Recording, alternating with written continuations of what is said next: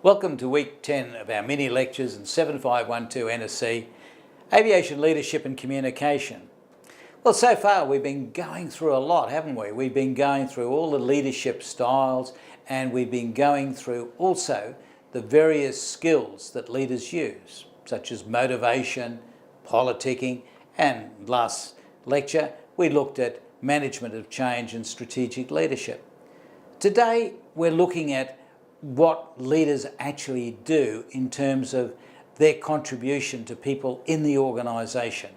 And we're going to be looking at coaching and conflict skills, and also the learning organisation itself. These are pretty important because the thing is, people always can improve their skills. Conflict is a fact of life, and organisations that don't learn and adapt die, just as animals in the natural kingdom. So what are we going to be doing in detail? We're going to be talking first of all about feedback and why it's used and how this fits into the coaching model.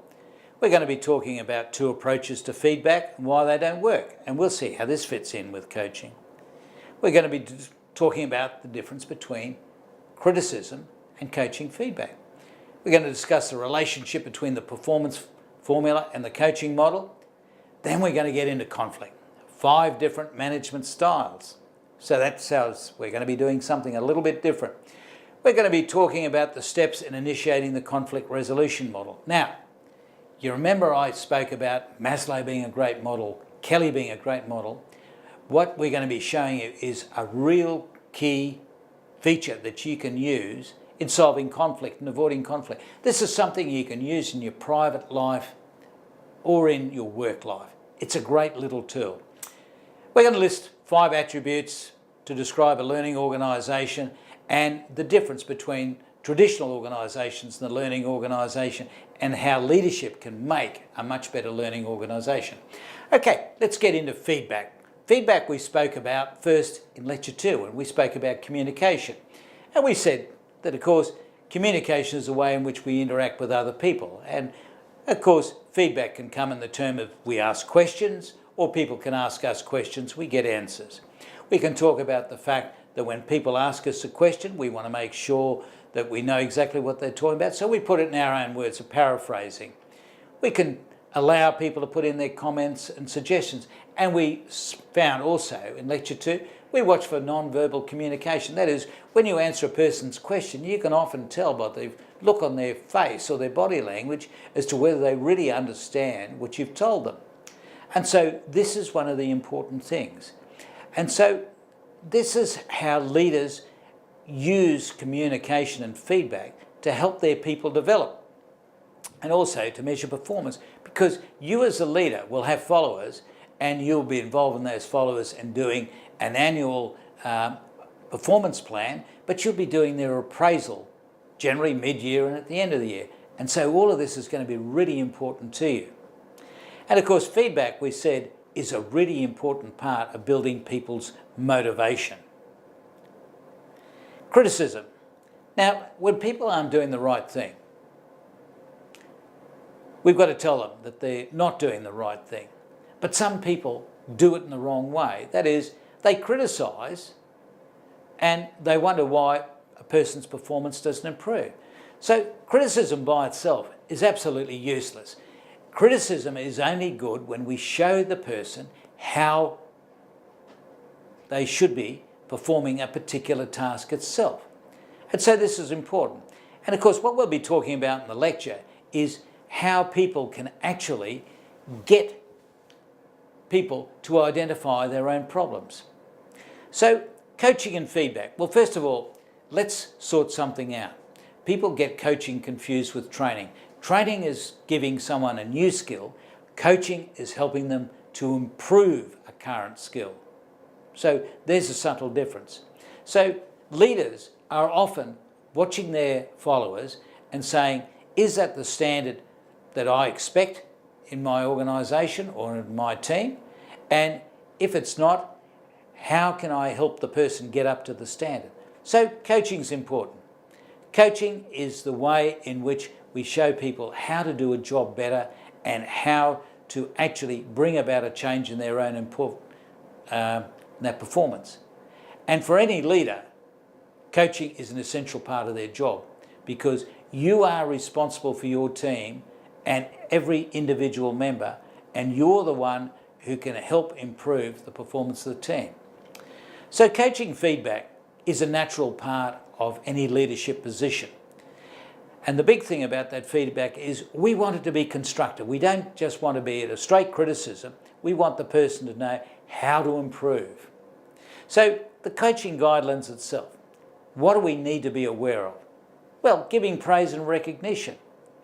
When a person's doing something good, if they're not told that they're doing it well and given a pat on the back, then they think perhaps I'm not doing it right. Being able to show exactly what's required, that is being able to model the behaviour yourself. Being a good leader is in fact being a good role model. Giving specific and descriptive feedback, that is not just saying to the person you're doing it wrong, but telling them exactly what's wrong or getting them involved in the process, and being able to say, this is the way to do it. Avoiding blame and embarrassment. People generally want to do a good job. If they're not doing a good job, it may be because simply a lack of ability. So you've got to be able to provide that feedback. Don't criticise by itself. Show how to get better. Focus on the behaviour and the person. We'll show examples of how you do that. Have the employees assess their own performance. That is, very often people know why they're doing wrong and they want to tell you what they're doing wrong rather than you telling them. That way they take ownership and they also show that they're perceptive of their own performance. Making the feedback timely. That is, don't wait until the following day to say, oh, that job you did yesterday, you didn't do it right. Tell it while it's fresh in the mind. And also making sure that you're seen to be supportive.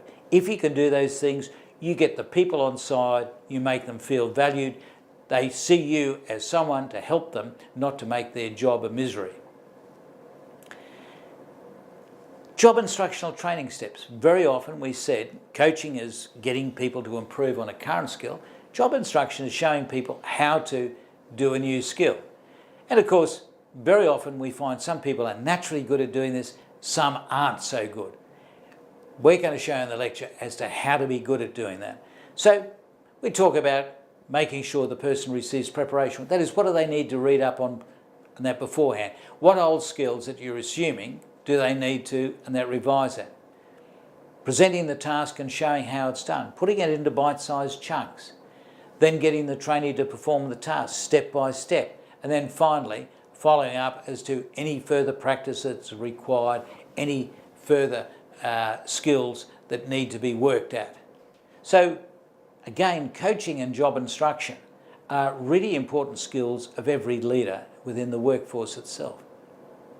The one thing is that very often people can't do things exactly the way we want to. So we have to look at the performance formula and we say, if people aren't doing things right, it can be a matter of ability, motivation or resources. So if it's ability, then we need more training.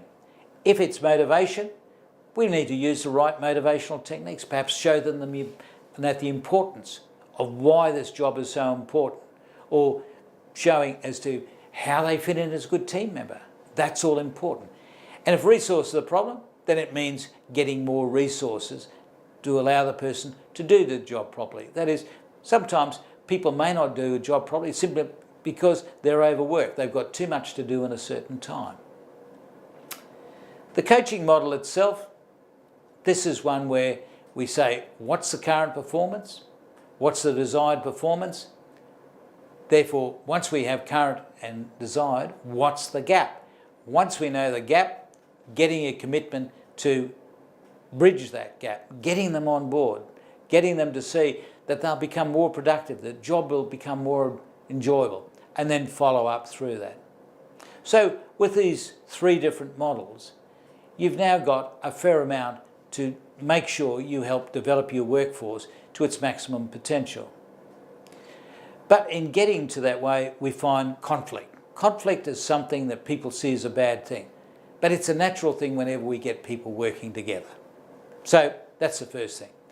The big thing is managing conflict is important, because conflict can often make people more creative, but if people aren't on top of conflict, it becomes destructive. So what you've got to do is manage the conflict so you stay in the creative zone and not in the destruction zone. If we look at conflict management styles, here we have another model, and we'll be showing examples in the course of different case studies where, because people didn't manage the conflict, we had major disasters. One of the cases we study in the course is a particular pilot who always took risks in flying, but no one, because he was such a charismatic person, was game to speak to him. And we'll see how this model shows how the case should have been managed. So we have the different things: high concern for others' needs on one side, low concern for others' and own needs, high concern for others' and own needs, or a high concern for own needs. So if we have a low concern for others' and own needs, we find that we're taking an avoiding conflict side. That is a passive behaviour. You lose and I lose. That is, we can see someone's doing something that's dangerous in the job, but we think, I don't want to upset the person, I won't tell them, and eventually something happens and people can be killed. And it's definitely you lose, I lose. If we have a high concern for others' needs, we have an accommodating style where we have a passive behaviour. You win, I lose. Which means what you're saying is, well, because I think you're a pretty good person and a person that I would normally look up to, I don't think I'm good enough to perhaps tell you that you're doing the wrong thing. So I'll let you just go on doing what you're doing. In aviation, it's a passage to disaster. A high concern for your own needs is a forcing style, where you simply say, this is what you're going to do, and I'm not going to give you any choice in the matter. That is, you lose and I win. And there might be cases where you've got to use that. And we'll find out when it comes about. If we've got a high concern for others' and own needs, we have a collaborating style. That is, we work together to nut the problem out, where you win and I win. Now, this is a very hard one to achieve. So what we have is this final one, which is negotiating. We spoke about negotiating in the previous mini lecture, which is you win some and I win some. So what we can see is being a leader can be a challenge in life, because you've got to read the signs and then make sure that you make the right decision in dealing with conflict. And this model helps you to see what happens when you don't do the right thing, but what happens when you do the right thing. We now look at traditional and learning organisations. And traditional organisations, they're stable, they've got a vertical structure. Strategy starts at the top and is worked down. We've got centralised decision making, rigid culture that doesn't respond to change, and formal systems of communication. That is, we send lots of correspondence, etc. A learning organisation is a changing environment. That is a little bit like strategic leadership. Things are changing both in the company and outside the company. It tends to be a flatter horizontal structure, not a lot of middle managers. Strategy is a collaborative effort. It's not something that's worked out up top and then passed down and saying, get on and do this. Everyone gets involved. There's decentralised decision making. There are looser, flexible and more adaptive roles, and many airlines have found that they have to do this so that people are multi-skilled. There's an adaptive culture where people say change is a natural part of life. We're going to be continually adapting to change, learn to live with it and like it. And then we have the personal and group networks of open exchanges that take place all the time. That is, good communication is part of any good organisation. So in this mini lecture, we've covered a lot of different things. It's talking about how you as a leader can develop your people by first of all saying that people have to change their performance either through coaching or through on-the-job training or job instruction training. And there are different ways in which we can provide feedback into people, and some feedback doesn't work if it's just pure criticism, whereas being able to say this is what's done wrong and this is how it's done, and also getting the person involved in that identification can be an important part itself. We said conflict's a part of life, so what we want to do is stay on the creative rather than the destructive side of conflict. And we looked at the conflict resolution model and looked at the 5 different zones we were in, and we said that very often the negotiating style is the realistic style in which we resolve conflict. But the big thing that we don't want to be in is where we look at either the avoiding or the other problems that we saw in that model itself.